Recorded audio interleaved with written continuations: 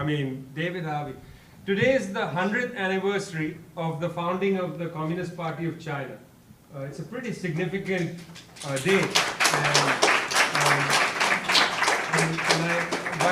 By your tepid applause, I'm guessing that you have a mixed reaction to the Communist Party of China. Today, Tricontinental Institute for Social Research, which I direct, has released a report called Serve the People. Oh, sorry. Well, worse than you, really. Worse than you. I thought it was all okay. Let me repeat myself. Today's the 100th anniversary of the Communist Party of China, and there we go. That's a much better. And I see you're not clapping. I'm thinking about it. You're thinking about it. Okay, that's Michael's problem there.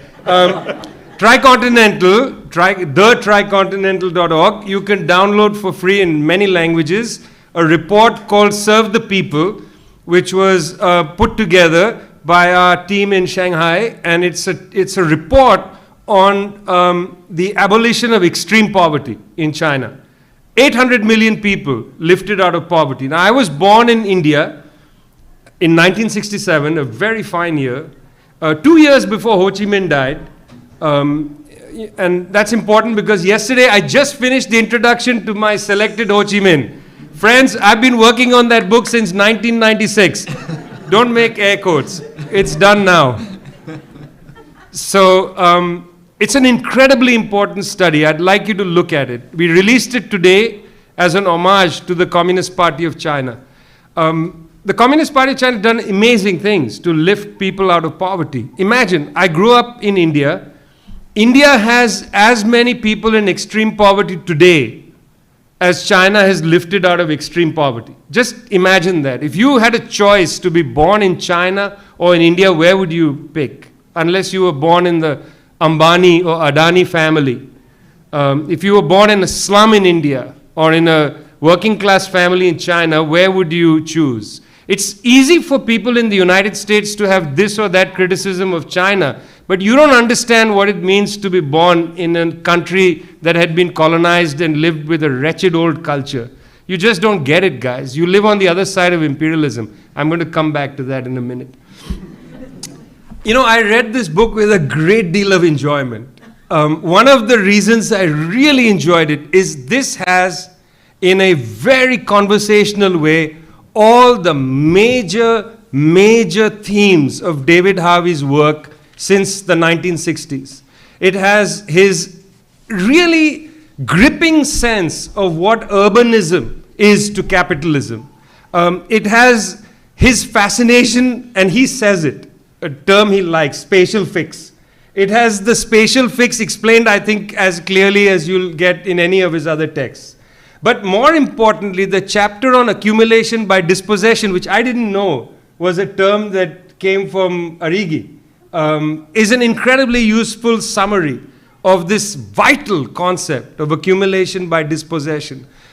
It has these in a very conversational way. This is an incredibly useful book. And David, thanks for doing it, honestly.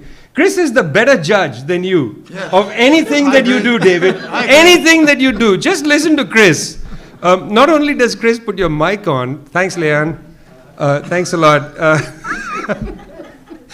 But it's a really good book for that, you know, because it puts together for you, I would say, some of the principal, things that have detained David over the course of these last decades. So I think it's really vital, it's important, and you know how important David's work is, so I'm not going to spend time in going over that.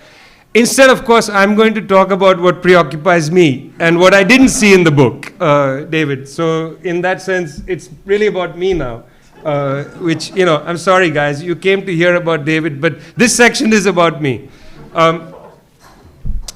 There are three things I'd like to talk about, which I think are pretty important.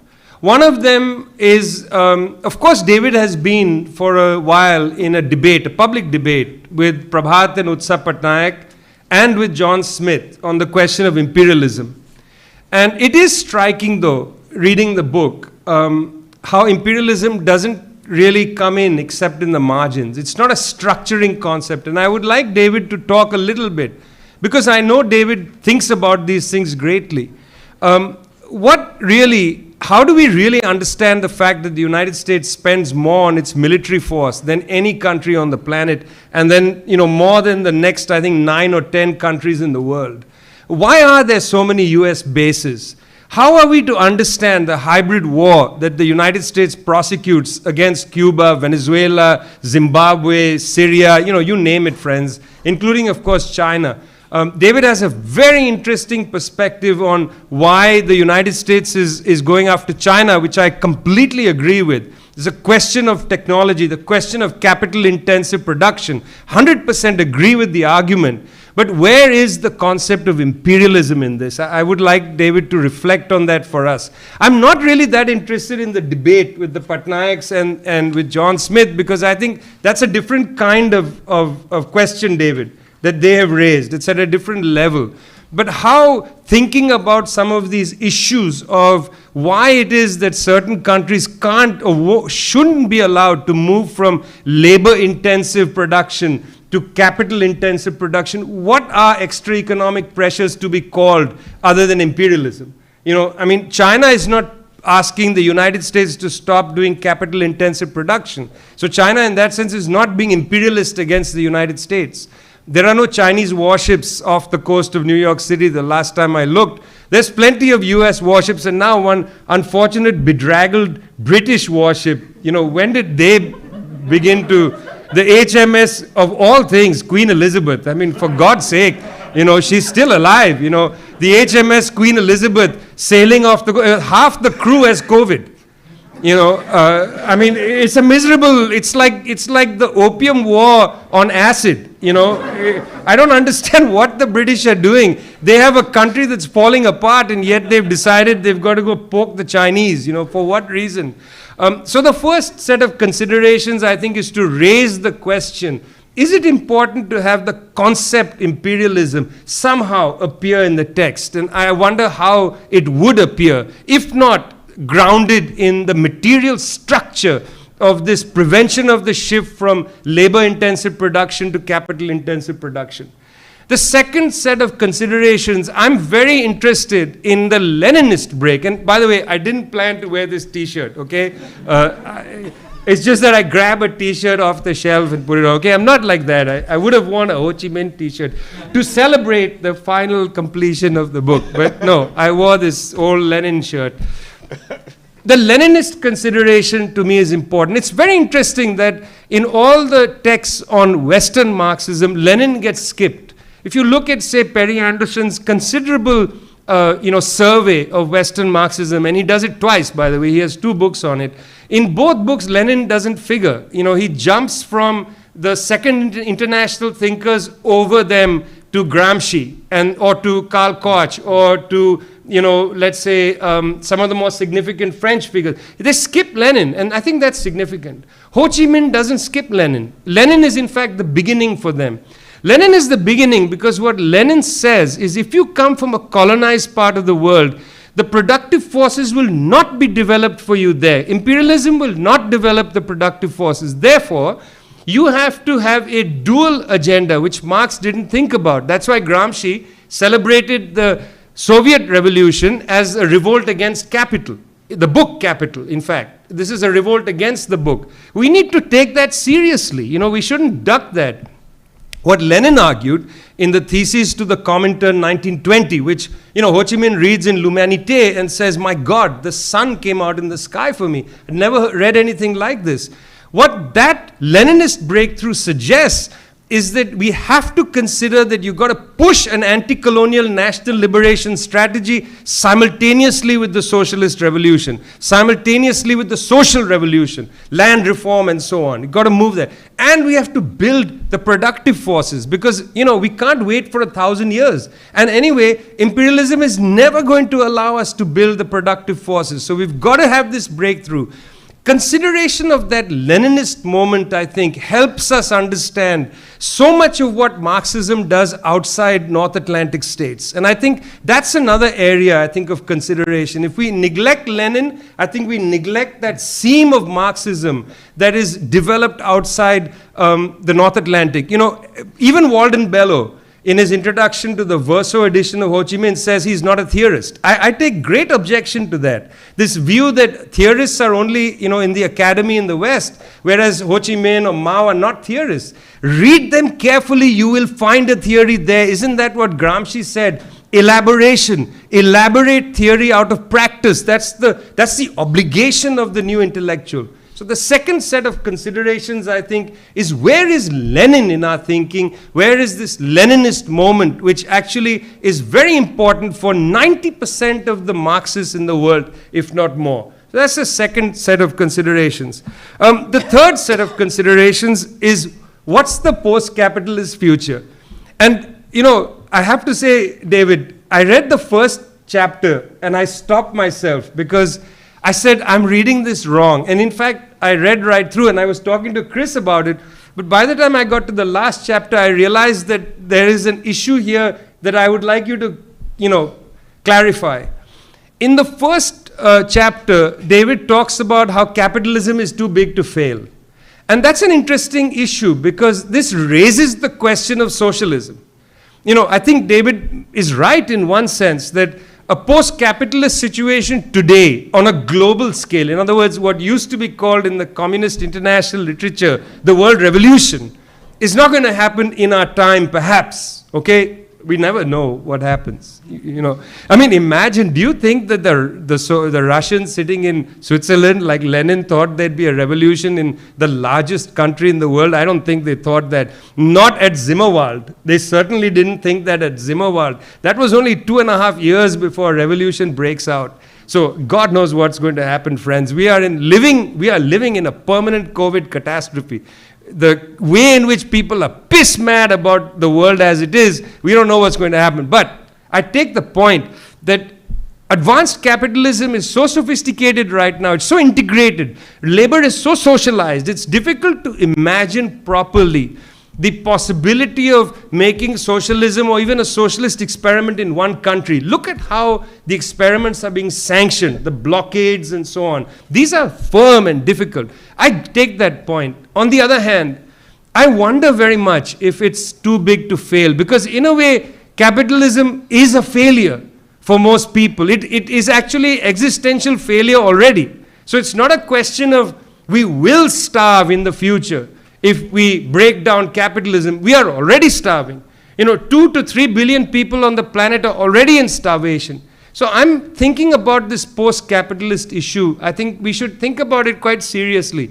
For me, the post-capitalist moment has to be understood now. We can't suspend it till later. Now, I take very seriously the line in the German ideology where Marx and Engels write that, look, guys, don't be idealists, okay?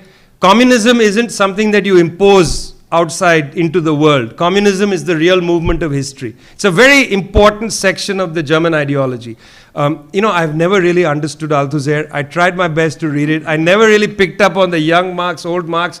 I just see a thinker trying to understand things, and he makes changes all the time in his life. It's not like young Marx and old Marx is enough. Marx is constantly changing, you know, even in the so-called old Marx, as David says in this book, while he's writing capital 1, he's already writing capital 3. So David very carefully and cleverly says, when he's talking about rate and mass, he has a question he raises, the answer is in capital 3, because he's, you know, noting that down over there. Marx is always changing, always thinking, young, old, I'm not sure. But certainly, in the German ideology, this is a significant point, that we don't impose our views onto the world. It doesn't work like that. We have to look at the real motion of history. And in a sense, the real movement of history requires us to look at places like China, look at what they are doing, understand what are the experiments. You know, let's understand what's happening in Vietnamese public health. How is it that in Vietnam, they had such a low COVID fatality rate? How is that? Because they have an extraordinarily good public health system, which was praised in 1978 at the Alma Ata meeting of the World Health Organization, and they absorbed traditional Vietnamese medicine into modern medicine in the same way as the Chinese absorbed old Chinese medicine into modern medicine. They didn't neglect it or laugh at it, etc. They were clever, and they built a structure of rural medicine. You see, I'm going to say a few things and then I'll end there. Chris, I know you told me speak as much as you want. It's a dangerous business. But what I want to say is, you know, these countries, as part of the Leninist project, because they understood the worker-peasant alliance, and you can't write about the world today without agriculture. The worker-peasant alliance, they moved towards different forms of land reform in an early way. Now, it's true in Vietnam, North Vietnam in particular, 53 they had land reform. By 56 they were criticizing themselves, you know, very severely. I'm not interested in the criticism. What I'm interested in is what they don't talk about. When you go after landlordism, you create the possibility in a rural area to create collective structures of social welfare. See, this is something you don't think about if you don't understand rural areas. When landlords have a grip on rural society, they don't permit collective structures of social welfare to be built because they create patron-client relations. I know this fundamentally from looking at caste structures in India. Landlords don't want caste to be attacked because caste for them is a mechanism of social control, and they want to be the ones who provide social goods when there's a catastrophe. When you get rid of the landlords, as they did in Vietnam after 53, you can create collective structures of social welfare, and that's what you see in Vietnam today. I have traveled in rural Vietnam, and you get to see there this incredible sense of rural social welfare institutions that provide health and education and retirement schemes. David makes a really good point about how pensions are being stolen in the West. It's not happening in those countries because pension structures are rooted in these collective structures in rural areas. Got to look at those as well. The whole world is not identical to the West. That's something I want you to think about. Agrarian parts of the world are fighting deep struggles to defeat landlordism. That's got to be the center of our focus. Most people in the world today are still living most people in the world in Asia are still living in rural areas. That fight is the key fight.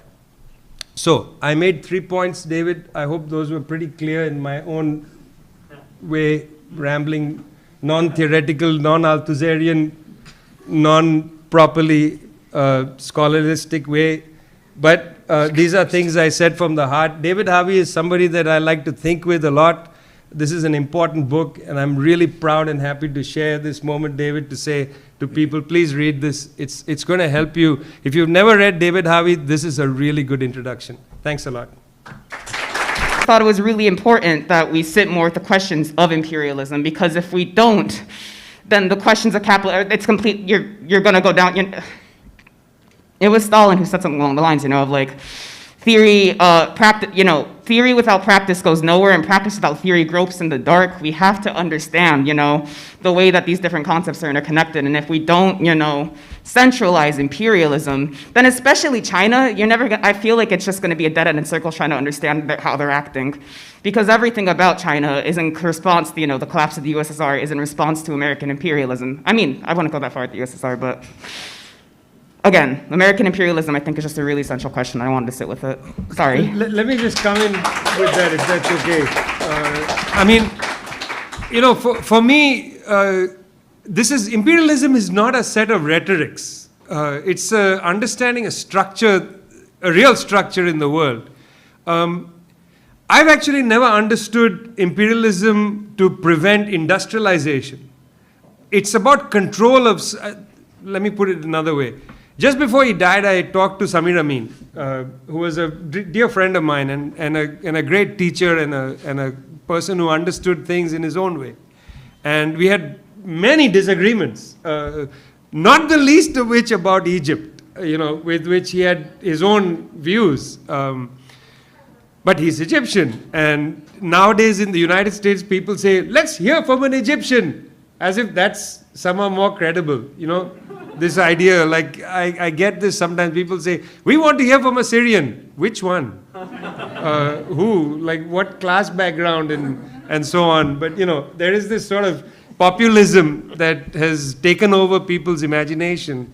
I can introduce you to lots of terrible Palestinians, that are willing to collude and cooperate with the Israeli apartheid Zionist project and with US imperialism. Lots of Indians, including Narendra Modi, grotesque, and so on.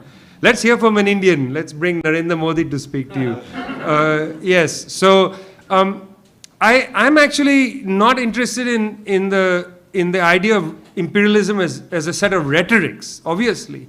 These are serious issues of structure. And yes, of course, capitalism will, seek out places where industrialization can take place and so on. But there are certain aspects of control. And this was the conversation with Samir. He said there are 5 or 6 areas of control which are, where there's no permission to export these things. One of them is science and technology. And I mean, David makes a lot about the refusal to allow capital intensive to go to certain places. Another one is financial systems. Control over financial systems is maintained. Control over arms and who gets to be the top dog militarily, maintained. These so-called freedom of navigation exercises. Control over communications, the information war. Just look at the internet. It'll say, this is a Chinese government website. When are you going to say this is funded by the US government? 90% of NGOs funded by the US government. You'll never get that on YouTube or Google or anything. Funded by the Russian government. This is information wars to delegitimize these sources of information. Now, I'm not saying they're all great, but that's not the point I'm making. The point is who gets to define things, How do you define what's happening to Venezuela? How do you define what's happening to Cuba? January 11th, okay, something happens in the morning. Miguel Diaz-Canel, president of Cuba, gets into a car in Havana, drives to San Agustin de los Baños, walks among the people and says, what's your... Have you ever seen a US president get into a car and go and talk to protesters? Every day, 3 people are killed in the United States by the police. Where is SOS USA? Never. But yes, there's SOS Cuba. This is an information war, guys. This is control over information. Imperialism isn't a set of rhetorics. It's about the fact that there are these capillaries of control over certain aspects. Finance is a huge element in this. The SWIFT system, the ability to access capital through the IMF. I'll give you a little story. The head of the IMF, a very decent person, Georgieva, she made a statement saying during the pandemic we're going to release capital to countries that are struggling, that need to help their healthcare systems and so on. On the IMF website, it said that the representative from the government of Venezuela in the IMF, and it named a person who is a government official of the government of Nicolas Maduro. So the IMF got a request from the government of Venezuela for funding. For their own money, by the way, just to let you know, a share of their own money. The IMF refused the money. So I called the IMF and I said, what about this? You've got on your own website the name of an official and you're saying that the actual government of Venezuela is in contest only by the United States, Britain, and half a dozen, formerly colonial countries or imperialist countries, whatever. A day later, this government official's name disappeared from the website.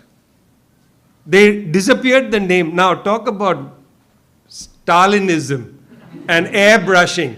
They just removed the person from the website.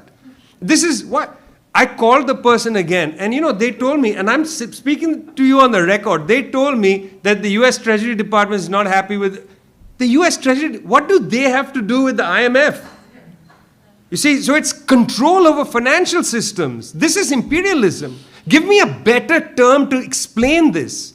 I'm not wedded to the rhetorics of, I'm not interested in standing at a square and yelling and screaming and fulminating and protecting my bourgeoisie. I would like my bourgeoisie to drown in its own spit. I don't care about that. That's not the theory. The theory has to manifestly understand these capillaries of control. You can use any other word if you want to give me a postmodern word. I'll take it into consideration, but you don't have a better word for it. Give me a better theory. and I'll absorb it. And I'll tell you, this give me a better theory business comes from a Tony Kushner play. You know, Tony Kushner wrote a terrific play called Angels in America. I don't know if you've seen the second part called Perestroika, where Ante Deluvievich comes to the stage. He's the oldest living Bolshevik. You remember this? Ante Deluvievich comes and he says, you NEP men, he's yelling at the Gorbachev people, you NEP men, you little snakes. He said, you know, even a snake, he said, before it gives up its skin, grows another one. He said, I want a theory. Give me a theory. You've rejected our theory. You know, even a snake, before it gives up its skin, grows a new. What is your theory? You don't have a theory. You are just going to wither in the sunlight. So if you give me a better theory than the theory of imperialism, I'll adopt it. But you don't have one. And what I find interesting in David's book is all the elements of the theory are there. For instance, the suffocation of certain parts of the world, and they are, in fact, certain parts of the world that are not permitted to move to capital intensive. Bangladesh, for instance. Why cannot Bangladesh move? And David, you make a lot of Bangladesh. Why can't Bangladesh move from labor intensive production in the garment sector to capital intensive? Is it a demographic problem? I don't think so. Yes, it's the domestic bourgeoisie in Bangladesh is ridiculously horrible. We would like to overthrow them. But is that the only problem? Are there other problems? Is there a lack of capital? How will they access capital to make the move to capital intensive and so on? See, Xinjiang, for instance, much in the news for other reasons, is basically capital intensive agriculture. You know, David, one of the interesting features of this is I would like to send a subpoena to John Deere Corporation in Illinois. Because John Deere has exported more farm equipment to Xinjiang province than any other company. Why are they silent when all this stuff is going on about slave labor in Xinjiang? Why doesn't John Deere come on the record and say, yes, but by the way, we also exported all these tractors and combine harvesters? How do you have this massive export of combine harvesters and slave labor in the same, you know? Yes, because you have a fanatical, anti-Semitic Christian evangelic by the name of Adrian Zenj, who came on Democracy Now! To talk about lies. Okay, that's what you have. That's control over information and communication systems. And that, you need a theory to explain that. And for me, that theory is imperialism. So just taking up from your views and so on, you know, I agree with you. We need a theory. You know, give me a better theory, I'll adopt it. Until I get a better theory, this one is pretty good to me.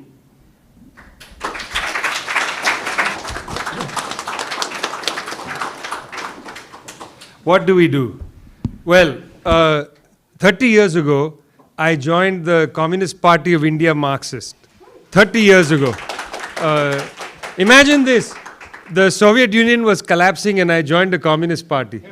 That's how intelligent I am.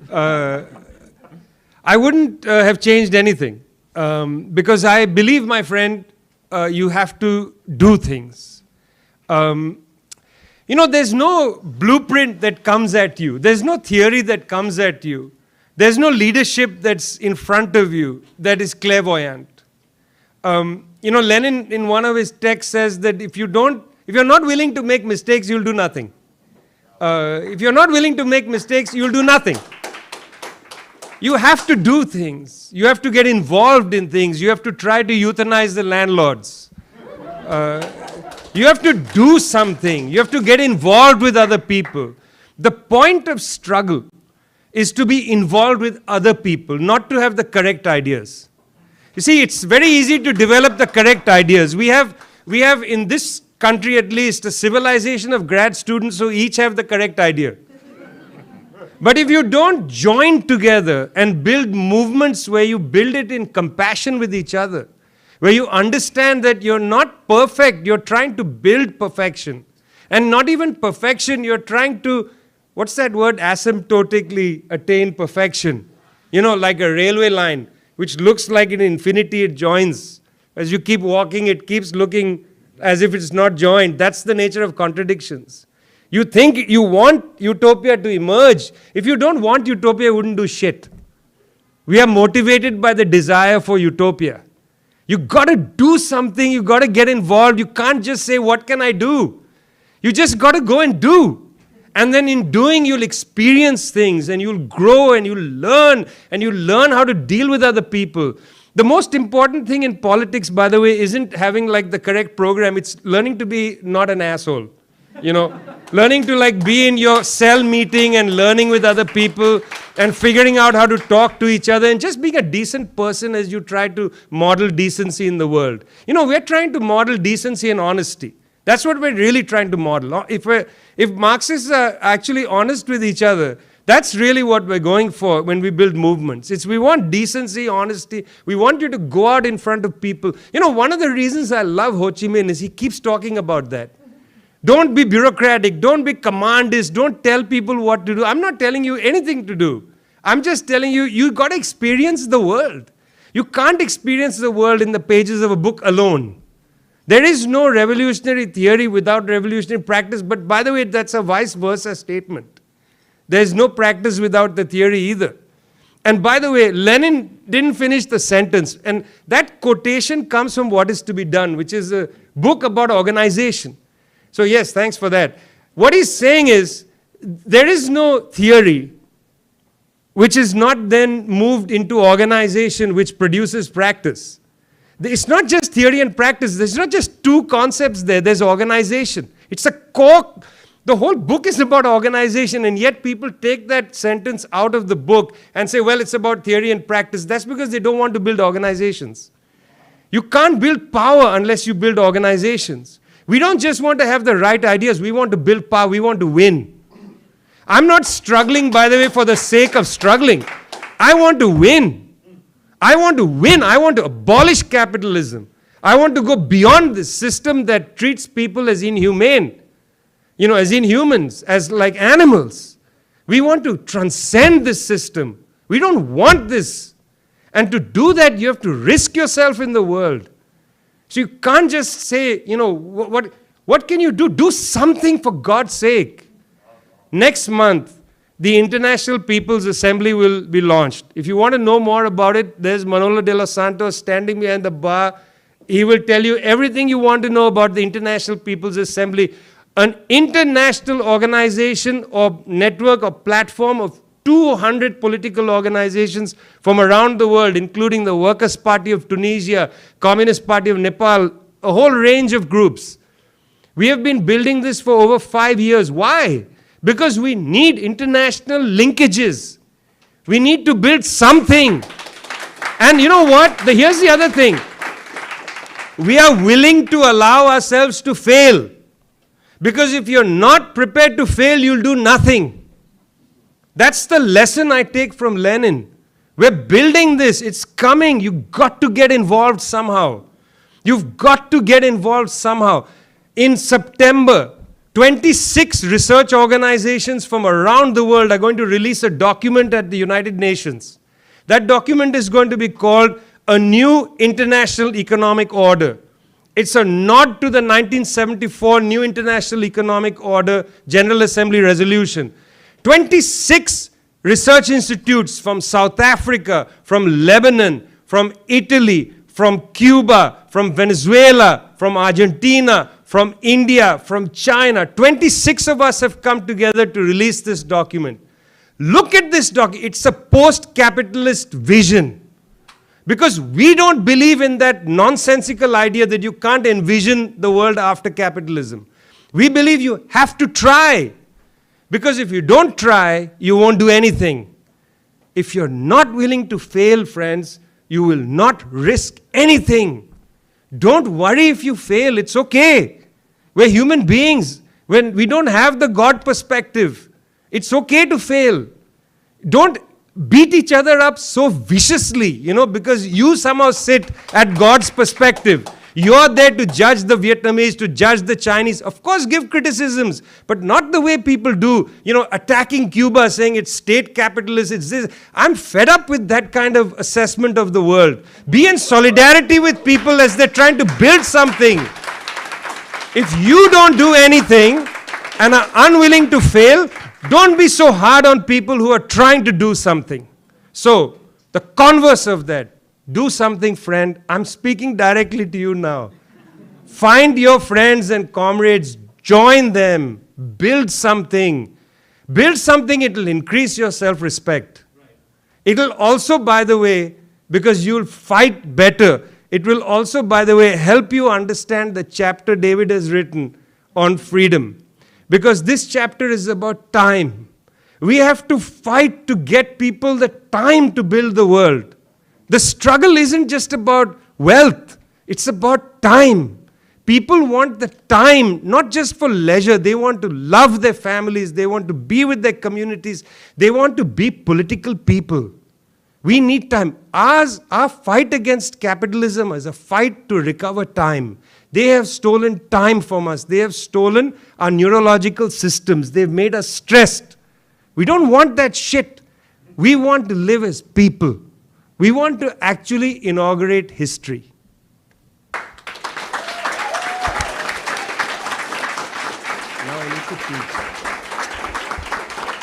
Okay, so thank you, everyone. Thank you to our panelists, David, Michael, Vijay.